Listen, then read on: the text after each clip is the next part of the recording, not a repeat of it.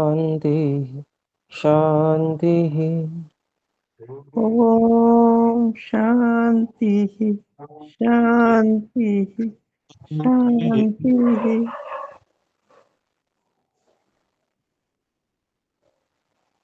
ओम। ध्यान की इस कक्षा में ध्यानावस्थित होने के लिए एक सुनिश्चित स्थिर आसन का जो चुनाव हमने किया हुआ है उसी को लगाकर हम कमर, गर्दन और सिर की चोटी के भाग को एक सीध में जैसे कि हमारा धड़ का भाग भूमि से लगभग 90 अंश का कोण बनाता रहे, इस प्रकार से हम शरीर को व्यवस्थित करें।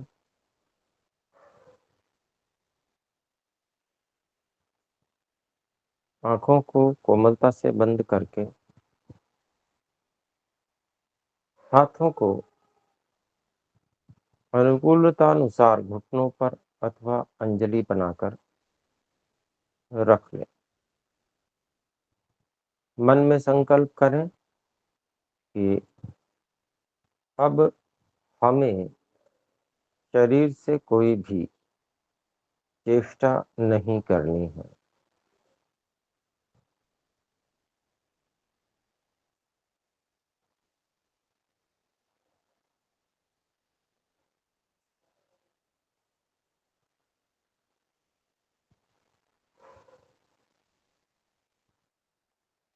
और अनंत परमपिता परमात्मा में मन को नियोजित करें।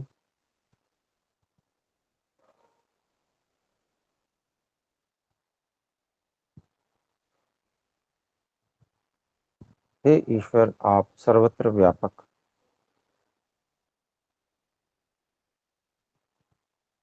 अनंत शक्तिमान और अपनी संपूर्ण शक्तियों का निरंतर हम जीवात्माओं के परोपकार के लिए उपयोग करने वाले हैं।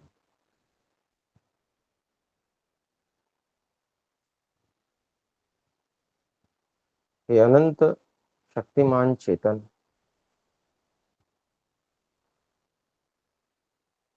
सर्वत्र व्यापक, सर्वज्ञ, सबके माता पिता और गुरु, राजा, आचार्य सभी आप हैं।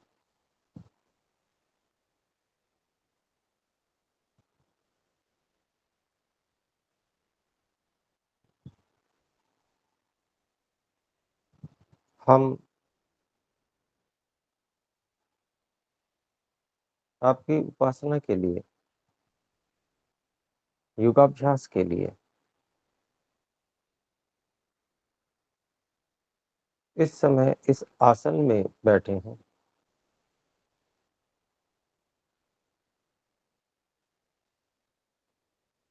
अर्थात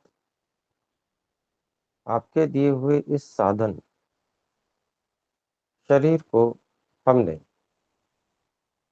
एक निश्चित अवस्था में स्थित करके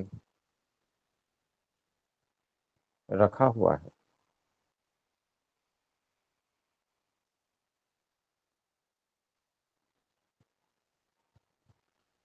जो कि शक्ति आपने ही हमें प्रदान की है कि हम इस शरीर को स्थिर रख सकें।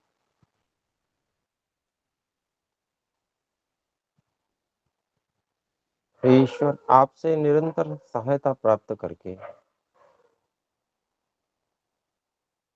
उन सहायताओं को सदुपयोग में लाकर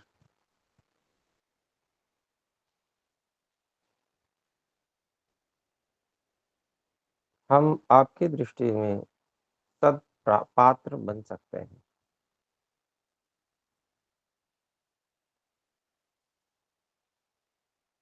और सर्वत्र सभी कार्य समुचित रूप में यथायोग्य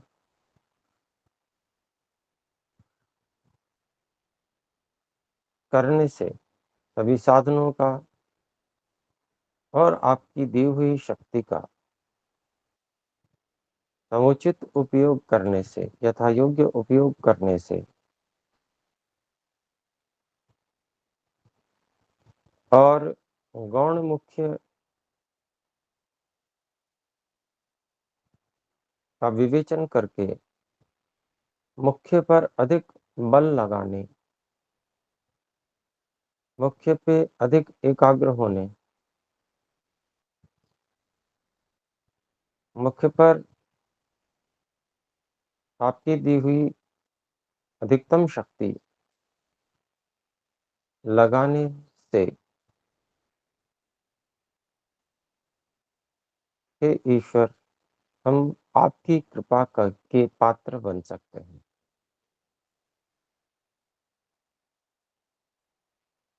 जबकि हे ईश्वर, हम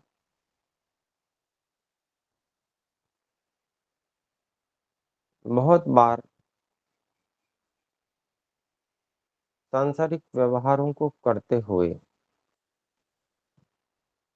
सांसारिकता से इतने अधिक प्रभावित हो जाते हैं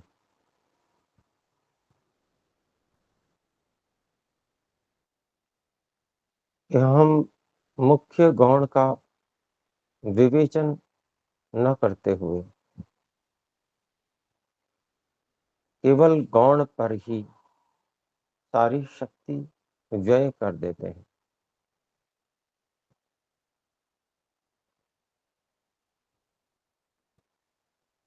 आपकी दी हुई शक्ति हमारे कल कर्म फल के अनुरूप सीमित है। उसी शक्ति में से हमें गौण के लिए और मुख्य के लिए विभाजन करना है।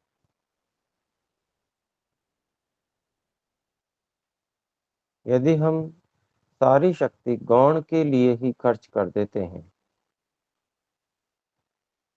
और मुख्य कार्य के लिए बिल्कुल भी शक्ति बचाकर नहीं रखते हैं, मुख्य कार्य में बिल्कुल भी शक्ति का उपयोग नहीं करते हैं, तो यह हमारी सबकी बहुत बड़ी असफलता है।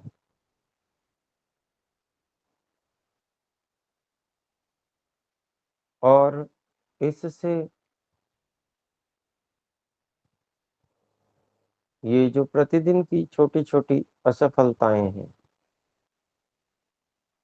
यह हमारे इस पूरे जीवन में जो यह स्थूल शरीर आपने हमें दिया है, इसके पूरे कार्यकाल में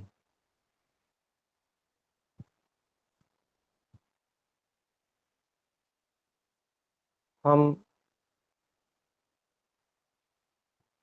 असफलताओं को निरंतर प्राप्त करते हुए पूरे जीवन की असफलता को अपने सामने ले आते हैं।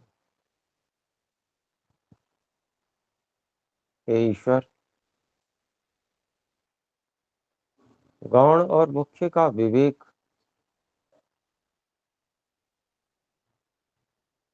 हम हर समय रख पाएं।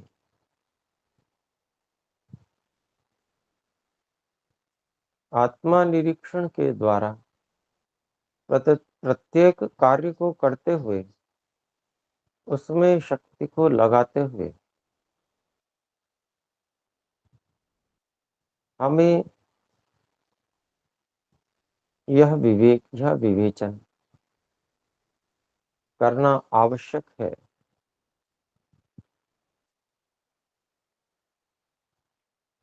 यह निर्धारण करना आवश्यक है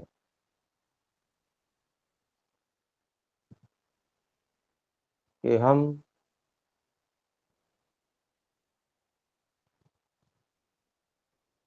आपके दिए हुए इस जीवन और परिस्थितियों में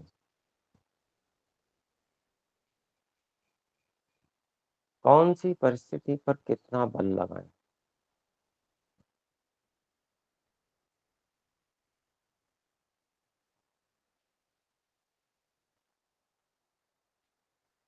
हमारे द्वारा इसका समुचित निर्धारण न हो पाने के कारण से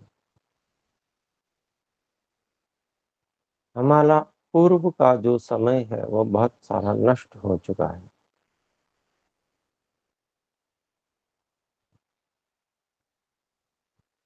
हम तभी बुद्धिमान कहे जा सकते हैं जब हम अपने इतिहास से, जो कि स्वयं हमसे अधिक कोई भी नहीं जानता,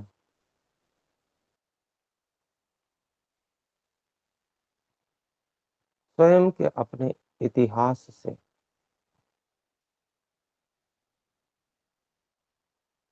हम शिक्षा ग्रहण करें कि हमने अपने अब तक के जीवन से गौण और मुख्य में से किसका चुनाव किया था,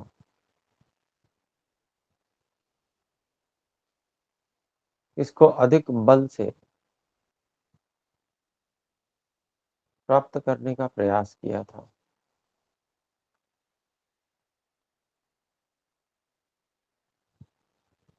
क्या हम मुख्य की ओर आगे बढ़ पाए हैं, अथवा हमने अपनी सारी शक्ति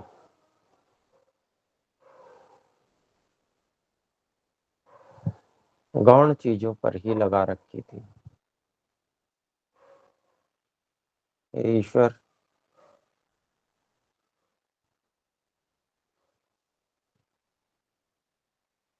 हमें यह बोध करना भी प्रथम अनिवार्य है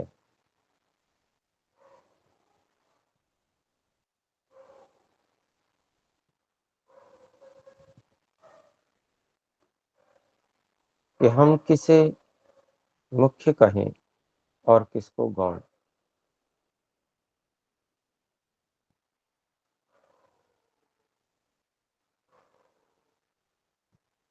किसी भी चीज की स्थायी प्राप्ति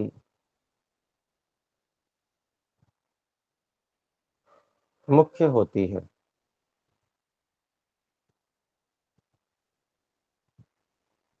नित्य वस्तुओं की, नित्य स्थितियों की प्राप्ति मुख्य होती है। साधनों की व्यवस्था, उनकी साज संभाल, यह आवश्यक होते हुए भी उतनी मुख्य नहीं होती है।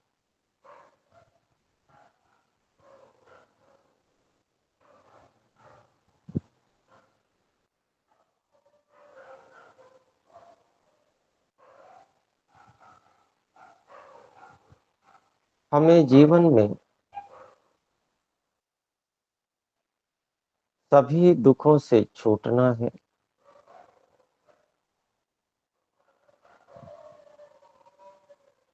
और सर्वोत्कृष्ट बाधा रहित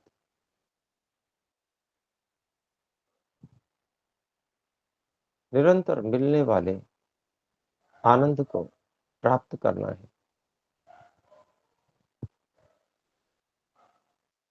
नित्य हो जो ऐसे आनंद को प्राप्त करना है।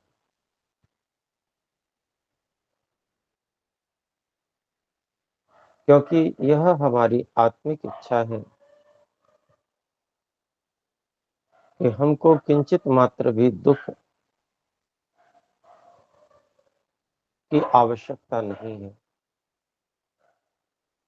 और हम सदा ही सुख को, आनंद को, शांति को, प्रेम को, प्रसन्नता को पाना चाहते हैं।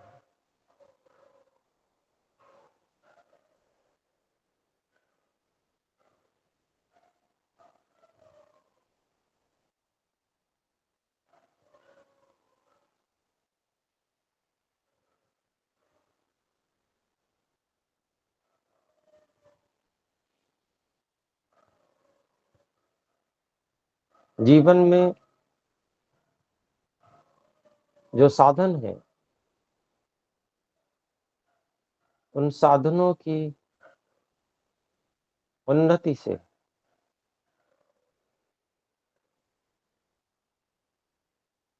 भी कुछ सुख प्राप्त होता है,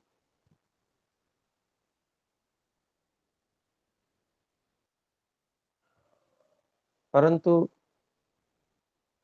साधनों की उन्नति से प्राप्त सुख केवल साधनों के वर्तमान रहने तक ही सीमित है। साधन सदा के लिए नहीं मिलता, साधन छूट जाता है। साधन छूटने पर वो सुख भी छूट जाएगा। इसलिए वह कभी भी मुख्य नहीं हो सकता।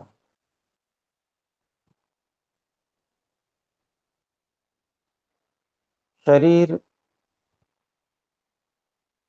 इंद्रियां, मन, ये सब साधन हैं। इनमें से स्थूल सबसे जो है वह शरीर साधन है। शरीर में बल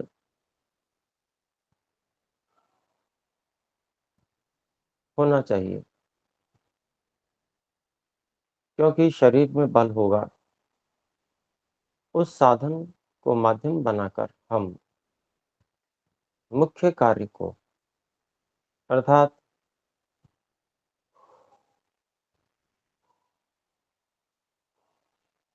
स्थायी सुख को, स्थायी आनंद को, प्रसन्नता को, चिर शांति को,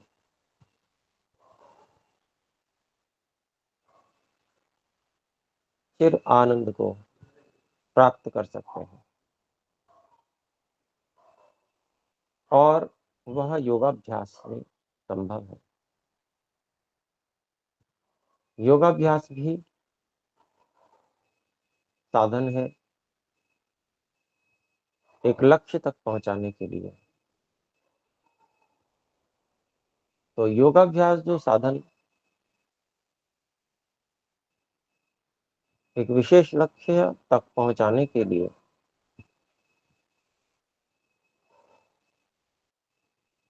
हमारे पास है, उसका हम उपयोग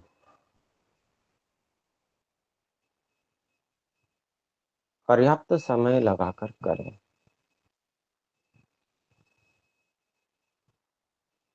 जीवन में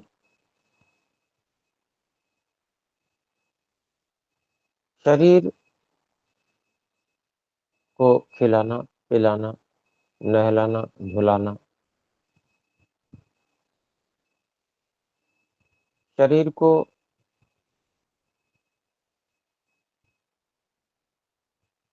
सुलाना,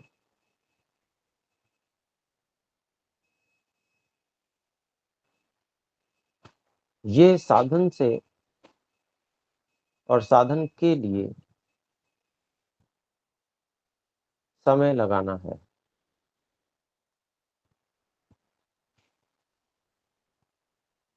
फिर इन सब कार्यों के लिए बाह्य साधनों को जुटाना, उसके लिए धन, ऐश्वर्य, संपदा एकत्रित करना, उसमें भी समय लगता है। तो हर व्यक्ति शरीर और अपने परिवार के शरीरों को स्वस्थ रखने के लिए, बलवान बनाने के लिए और उनकी जो दैनिक दिनचर्या, खिलाना, पिलाना, नहलाना, धुलाना, सुलाना, जाना आना इत्यादि के लिए बहुत सारा समय लगाते हैं। परंतु इस सब कार्य को करते हुए योगाभ्यास रूपी मुख्य कार्य को भूल जाते हैं अथवा गौण कर देते हैं। इस कारण से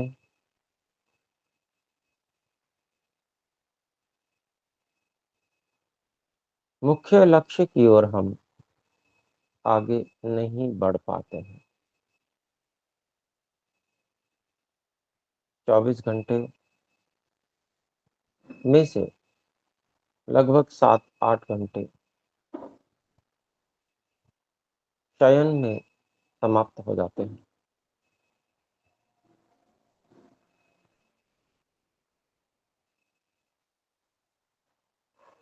शेष 16 घंटों में से हे ईश्वर,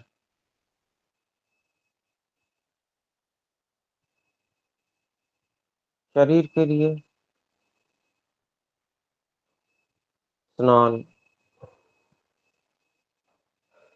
भोजन करने आदि कार्य, उनमें भी लगभग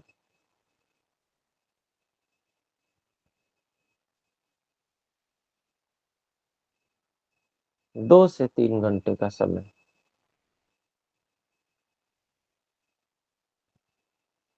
हम लगा देते हैं।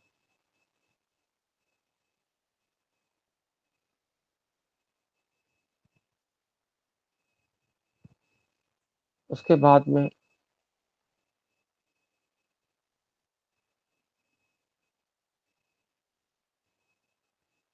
धन की व्यवस्था बनाने के लिए और आने जाने के लिए कम से कम 10 से 12 घंटे हमारे व्यय होते हैं।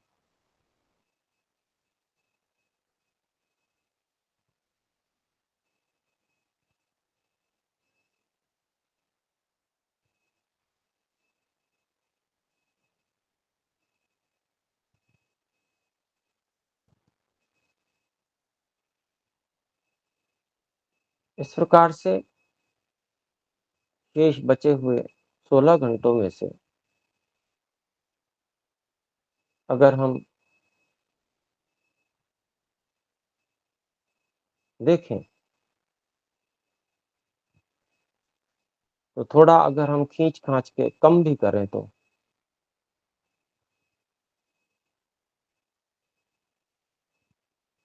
14 घंटे कार्य, व्यापार आदि, कम से कम इतना समय तो लगता ही है। कार्य, व्यापार और भोजन, स्नान इत्यादि। थोड़ा बहुत व्यायाम भी करते हैं।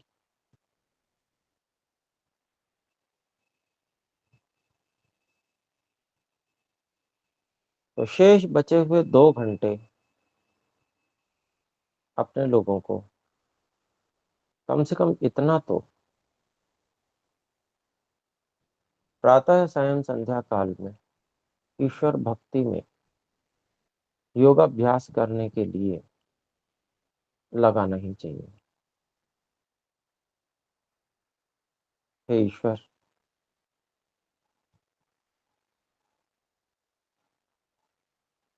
इसके अतिरिक्त स्वाध्याय करना भी बड़ा आवश्यक है।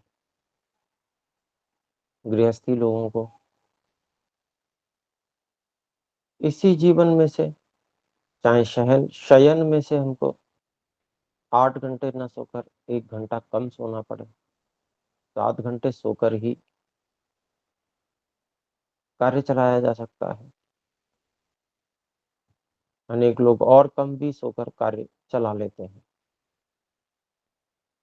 तो स्वाध्याय के लिए भी समय इसमें से निकालना आवश्यक है, क्योंकि स्वाध्याय और योगाभ्यास ये दोनों बहुत आवश्यक है। स्वाध्याय के बिना योगाभ्यास में उन्नति कभी हो ही नहीं सकती।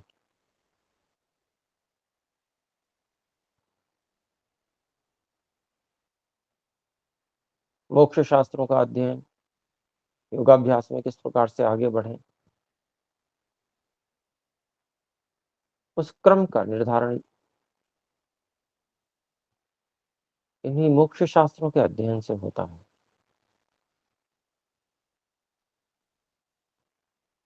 अपनी स्थितियों का आकलन, योगाभ्यास में हम किस स्थिति में पहुंचे हैं, हे ईश्वर, यह भी हम स्वाध्याय से ही समझ पाते हैं।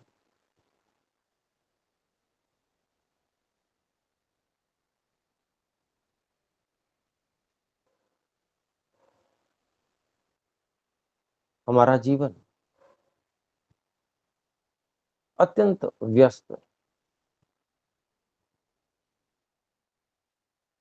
और इसी में से हम अपने परिवार के लिए और अनेक छोटे छोटे कार्यों के लिए समय निकालते हैं। इसी में से हमें समाज के लिए भी समय निकालना होता है, क्योंकि जिस समाज में हम रहते हैं, हे ईश्वर, उस समाज के प्रति भी आपने हमारे कुछ कर्तव्य उत्तरदायित्व निर्धारित किए हैं। जैसे परिवार के लिए हम समय निकालते हैं, ठीक वैसे ही समाज में सुंदर वातावरण का निर्माण करने के लिए भी हमें समय निकालना होता है, जिससे कि जो हम समाज को देते हैं ऐसा उत्तम वातावरण हमें लौट कर मिलता है और हम उससे ही प्रेरित होकर मुख्य गौण का विवेचन करते हुए, मुख्य मार्ग को मुख्य रखते हुए कार्य कर पाते हैं।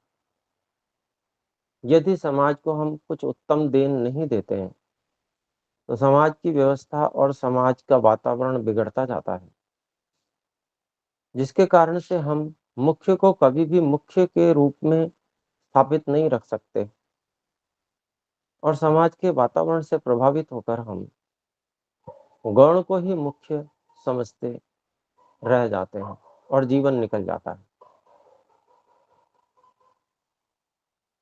इसलिए हे ईश्वर, इसमें जो गौण और मुख्य में से मुख्य का चुनाव सब कार्यों को करते हुए करना है, वह इसी प्रकार से हो सकता है कि हम सभी गौण कार्यों को मुख्य कार्य की वृद्धि के लिए, मुख्य कार्य में उत्कृष्टता आए, उस दृष्टिकोण से यदि करते हैं तो गौण में लगाया हुआ समय भी मुख्य के लिए हो जाता है। हर कार्य का ध्येय है ईश्वर, हम स्वाध्याय और योगाभ्यास को यदि बना लेंगे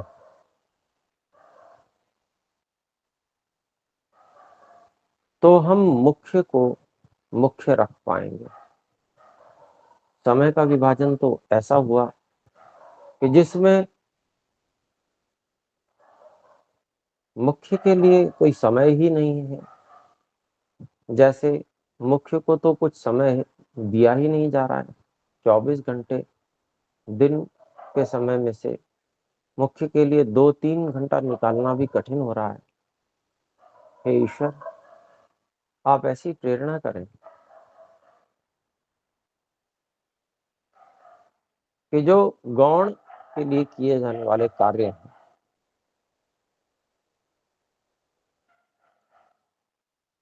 ये कार्य भी मुख्य के लिए अंग बन जाएं, उनका ही एक भाग बन जाए। तो इसके लिए हमें ये विचार करके चलना होगा, हे ईश्वर, कि आपकी प्रेरणा हमें मिले कि हम एक क्षण भी आपको भूले नहीं।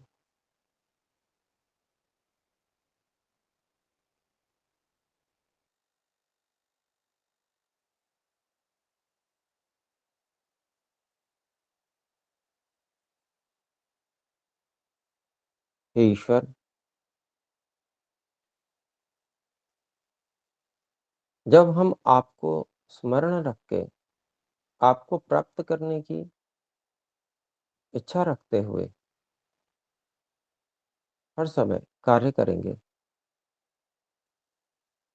आपकी मुख्यता रहेगी, तो जो काल, जो समय विशेष रूप से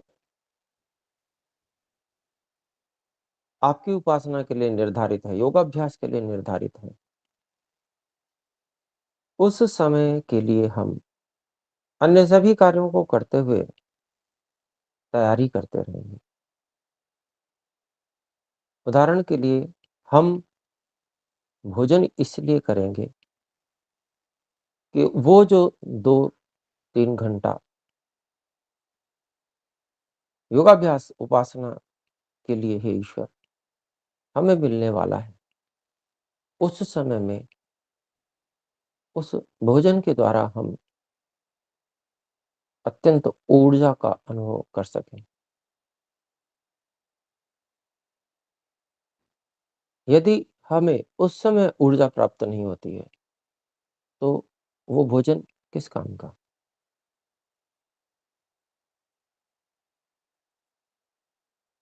तो हम अपने भोजन को की व्यवस्था इस प्रकार की बनाएंगे कि जिससे हम मुख्य कार्य में सबसे अधिक ऊर्जा प्राप्त कर सकें और मुख्य कार्य में कोई बाधा उत्पन्न ना हो।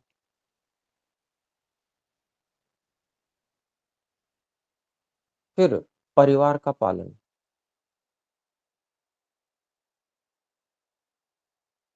परिवार का पालन उदाहरण के रूप में लें, तो परिवार का पालन, हे ईश्वर, हम इस तरह से करेंगे कि परिवार में एक ऐसा वातावरण हो कि जो पूरे परिवार को आपकी ओर लेके आता हो। पूरे परिवार में एक वातावरण ऐसा बने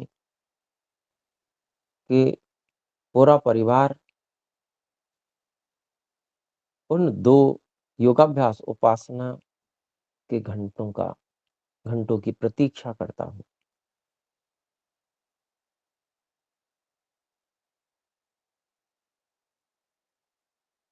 यदि हम इस प्रकार का, हे ईश्वर, अपने परिवार में वातावरण बना पाए, तो उस वातावरण से परिवार को तो लाभ होगा ही,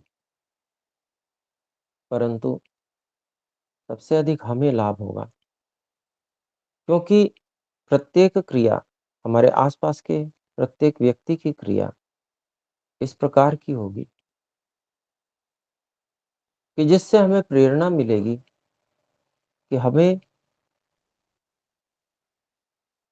वो जो उपासना का समय है, जो योगाभ्यास का समय है, उसमें सर्वोत्तम परफॉर्म करना है, सबसे अच्छे ढंग से हमें उस पर कार्य करना है। समाज में भी जब हम सामाजिक कार्य करेंगे, तो ये प्रेरणा कि हमको इस प्रकार का वातावरण निर्माण करना है समाज में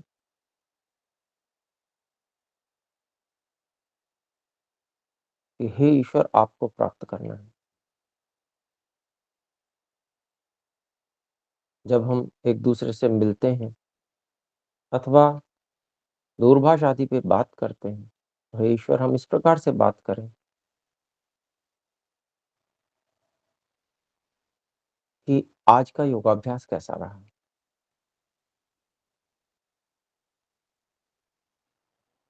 आज के योगाभ्यास में आपने क्या विशेष उन्नति की? मैंने योगाभ्यास में ये कार्य किया।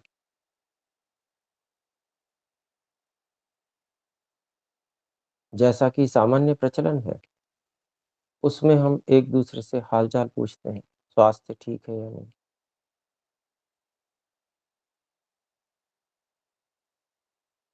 ये सामाजिक चिंता,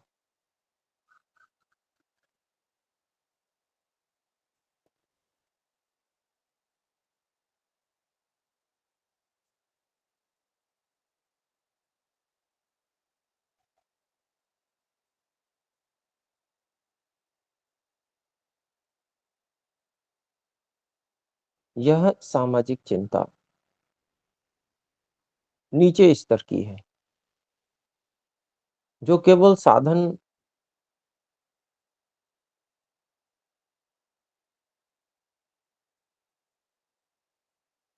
की चिंता है। लक्ष्य की चिंता वाली सामाजिक चिंता उत्पन्न करना।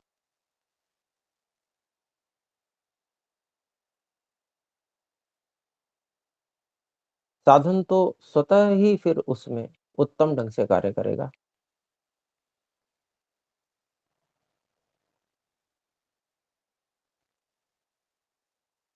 एक-दूसरे से हम ये पूछ सकते हैं कि हम आज ईश्वर से कार्य करते हुए कितना जुड़े रहे।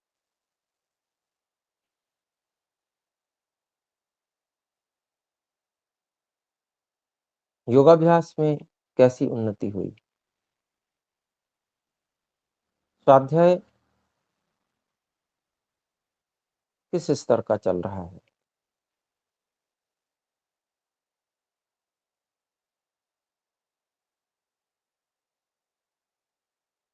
इस प्रकार के सामाजिक वातावरण से हम मुख्य लक्ष्य की ओर प्रेरित होंगे। हे ईश्वर, हमारे मनों में इस प्रकार की प्रेरणा करें कि हम इस प्रकार की मुख्य लक्ष्य के प्रति अपने कार्यों को करने की विधियों का आवश्यकता के अनुसार आविष्कार करते रहें।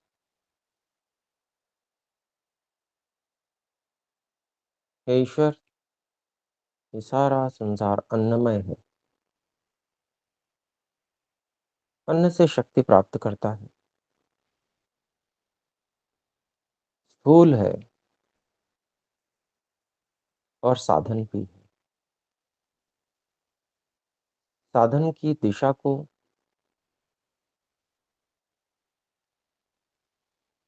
सही ओर रखना, यह भी अन्नमय कोश पर विजय है। यदि हमने केवल साधन को स्वस्थ रखा, बलवान बनाया, परंतु उसका उपयोग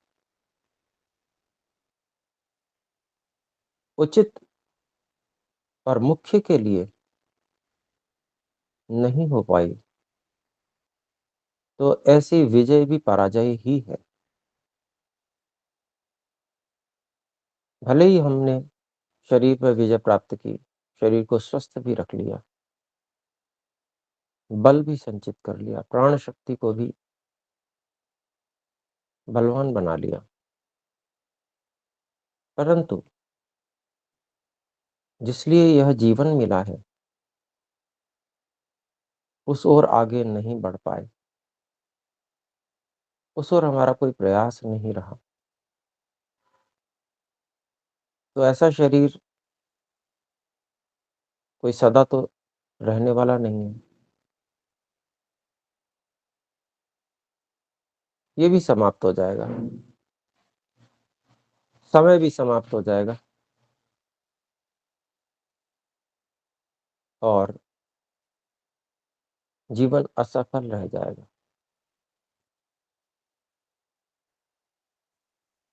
ऐसे ही बहुत सारे और हे ईश्वर मुद्दे हैं, समस्याएं हैं,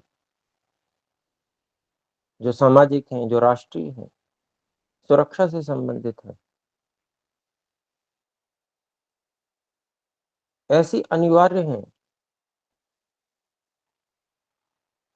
कि जिन पर कार्य न किया जाए तो इस प्रकार की असुरक्षा उत्पन्न हो जाएगी कि साधन ही समाप्त हो जाएंगे। शरीर आदि साधन ही समाप्त हो जाएंगे तो फिर क्या हम मुख्य लक्ष्य की ओर बढ़ पाएंगे।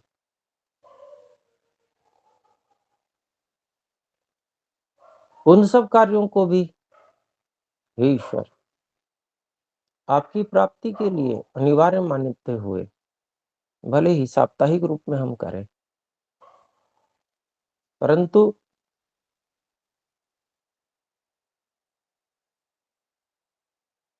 इस प्रकार के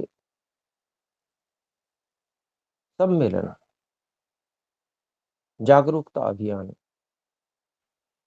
हे ईश्वर आपकी प्राप्ति के लिए ही और आपकी प्राप्ति का वातावरण बनाने के लिए ही आवश्यक है, जिससे जो आपकी प्राप्ति का सत्य मार्ग है वो मार्ग, उसका दिशा निर्देश शेष रह पाए। क्योंकि यह विद्या जो आपने सृष्टि के आरंभ में वेदों के द्वारा हम सबको, ऋषियों के द्वारा हम सबको प्रदान की थी, वो आज गुरु शिष्य परंपरा, पारिवारिक परंपरा, माता पिता की परंपरा से ही हम तक प्राप्त हो रही है। बहुत से माता पिताओं ने उस परंपरा को अपने परिवारों से समाप्त कर लिया है, तो वे अंध परंपराओं में फंसे हुए हैं और अंध परंपराओं में फंसे होने के साथ ही वो जो अच्छी परंपराएं हैं, सत्य परंपराएं हैं, वेद की परंपराएं हैं, उनको भी नष्ट करने के लिए प्रयासशील हो रहे हैं। तो यदि जो इस परंपरा को मानने वाले, सत्य परंपरा को मानने वाले, यदि वो जीवित नहीं रहेंगे, वो परंपरा जीवित नहीं रहेगी, तो हमें फिर अगले जन्मों में भी वो कैसे उपलब्ध हो सकेगी। इसलिए हे ईश्वर इन सब कार्यों को भी अनिवार्य मानकर, आपकी प्राप्ति के साधन के रूप में मानकर हमको करना है और अपने योगाभ्यास में निरंतर लगे रहना है। हे ईश्वर सब कार्यों का ध्येय यदि हम ये बना लें कि जो भी कार्य हम कर रहे हैं उससे हमारे और परिवार के और समाज के योगाभ्यास वाले समय में विशेषता आए, अत्यधिक एकाग्रता आवे, अगर ये लक्ष्य हम सब कार्यों में रख कर कार्य करते हैं तो निश्चित रूप से अन्य सभी कार्य जो कि 24 घंटे में से अधिकांश समय लगाए जाते हैं, वो कार्य भी हमारे योगाभ्यास की वृद्धि करने वाले होंगे, वो लौकिक और सांसारिक नहीं रहेंगे। हे ईश्वर आपकी प्राप्ति में ही, योगाभ्यास में ही वृद्धि करने वाले हो जाएंगे। इसलिए हे ईश्वर हमारे मनों में इस प्रकार की प्रेरणा कीजिए कि हम इस अन्नमय कोश रूपी आपके दिए हुए साधन का सदुपयोग, इसकी रक्षा, परिवार समाज की रक्षा और परिवार समाज में इस प्रकार का वातावरण उत्पन्न करने में सफल हो जाएं, जिससे कि हमारे मुख्य लक्ष्य की प्राप्ति में जो साधन थोड़ा सा समय है, योगाभ्यास का समय, वह हमारे लिए जीवन को उन्नत बनाने वाला, जीवन को सफल बनाने वाला हो सके। हे परमात्मा, इसके लिए हमें स्वयं से ही आरंभ करना होगा। हमें स्मृति पहले रखनी पड़ेगी, क्योंकि आपका तो ये नियम है कि जो हम अपनी सहायता करते हैं, तभी आप हमारी सहायता विशेष करते हैं। हम ये चाहें कि हे ईश्वर, आप हमें स्मृति दे दीजिए, केवल प्रार्थना करते रहें तो निश्चय ही आप इस प्रकार से हमारी सहायता नहीं करते हैं। इसके लिए जो शक्ति, साधन आपने हमें प्रदान किए हैं, उन शक्ति साधन का संपूर्ण रूप से उपयोग करते हुए, अधिकतम उपयोग करते हुए, आपको और लक्ष्य को और मुख्य को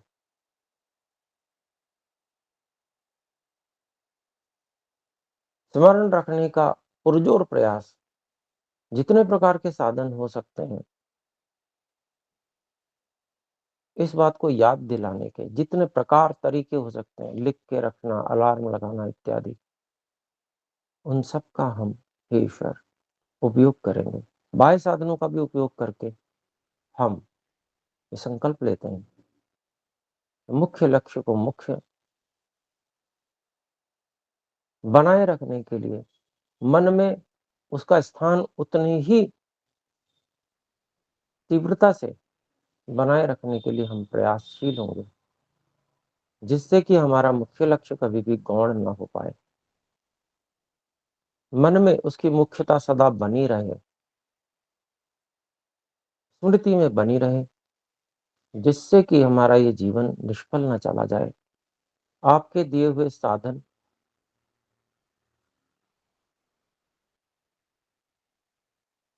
और विद्या, इसका सदुपयोग हो पाए, इसके लिए हे ईश्वर, जो आपने हमें प्रेरणा की है, इसके लिए हम आपका कोटि कोटि धन्यवाद करते हैं।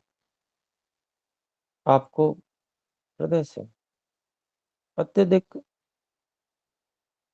भावुक और प्रेम से पूर्ण होकर आपका आभार व्यक्त करते हैं कि हे ईश्वर, हम में वो जागरूकता उत्पन्न आपने की है, मुख्य के प्रति अत्यंत लालायित रहना, अन्य सभी भोजन, आना जाना, खाना पीना इत्यादि और स्नान आदि साधनों से युक्त, साधनों के संचय वाला कार्य भी हमारे से मुख्य लक्ष्य की वृद्धि के लिए ही हो। हमारे सारे भाव ईश्वर इस प्रकार के बने कि हम जो भी कार्य करें, वो मुख्य की प्राप्ति का भाव उसमें बना रहे, वही लक्ष्य रहे हर कार्य को करने का। हे ईश्वर, यह हम संकल्प लेकर चल रहे हैं और इस संकल्प में आप निश्चित रूप से आप सहयोगी होंगे, क्योंकि हर उत्तम संकल्प में आप हमें निर्भयता, आनंद, उत्साह प्रदान करते हैं। और इस समय भी आप जो आनंद, उत्साह, निर्भयता हमें दे रहे हैं, वो इसी कारण से है क्योंकि हम सत्य और जो उचित है उसको करने के लिए संकल्पबद्ध हो रहे हैं। उसी के लिए योजना बना रहे हैं, उसी के लिए कार्य करने की इच्छा कर रहे हैं। इसीलिए हे ईश्वर आप हमें शांति, आनंद, निर्भयता आदि प्रदान कर रहे हैं। हम आपके मुख्य निज नाम ओम का मूलेंद्रिय पर उच्चारण, धारणा बनाते हुए, उच्चारण करते हुए अपने संकल्पों को, अपनी मुख्य के प्रति प्रतिबद्धता को निरंतरता बनाए रखने का प्रयास करते हुए, स्मृति बनाए रखने का, सभी साधनों का उपयोग करते हुए स्मृति बनाए रखने का प्रयास करने का संकल्प ले रहे हैं। आइए कुछ बार परमपिता परमात्मा के मुख्य निज नाम का उच्चारण करते हैं।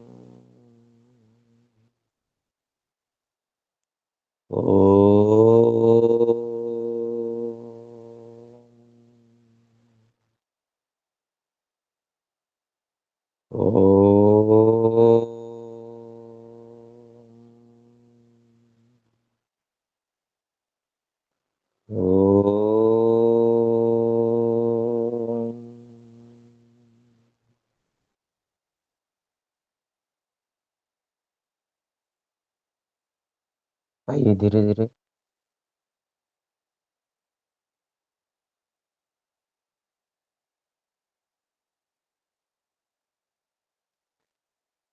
बाहर की ओर प्रस्थान करें।